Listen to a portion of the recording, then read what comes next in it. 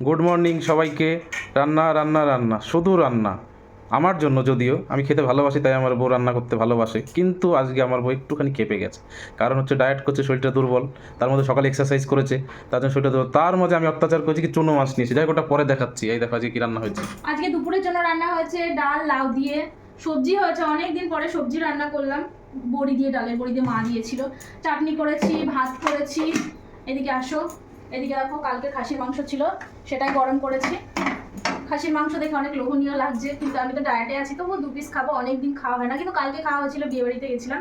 আর রাতটা হবো না কেন বলো? এই দেখো তোমাদের দাদা ভাই, দেখো রান্না বান্না সব হয়ে গেছে, 11:30 বাজে। শরীর আর পাচ্ছে না, সকাল থেকে আমি কাজ করে যাচ্ছি কন্টিনিউ, একটু বসার সময় পাইনি। এতগুলো চুনো মাছ নিয়েছে, এগুলোকে আমাকে কাটতে ধুতে হবে, কিন্তু কি করা যাবে, বড় মশা নিয়ে এসছে। আর নিজের সংসারের কাজ তো নিজেকেই করতে হবে। সকালবেলা কত কিছু হয়েছে, ডিম টোস্ট হয়েছে, ওদের জন্য টিফিন হয়েছে। তারপরে হচ্ছে মাইকে আলু সেদ্ধ ডিম সেদ্ধ দিয়ে ভাত খাই স্কুলে দিয়ে আসা হয়েছে। তারপরে আবার আমার খাবার করেছি, আমার খাবার ছোলা, তারপরে ডিম সেদ্ধ, তারপরে হচ্ছে তোমার আরে হলো নালে শর্টকাটে ছাড়ো, টাইম হবে না। ওই তো যাই হোক, তো রান্নাবাড়ি এই যে হয়ে গেল প্রায়।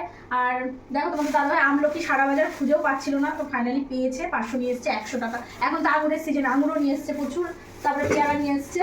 তো এখন আঙুর কম দাম, কম, তোমরা সবাই বেশি বেশি করে খাও, তো আমাদেরও খাওয়া হচ্ছে। যাই হোক চলো তাহলে টাটা, সমস্ত কাজবাজ সেরে নিই, প্রচুর ক্লান্ত লাগে, কাজবাজ সেরে এবার একটু টাটা।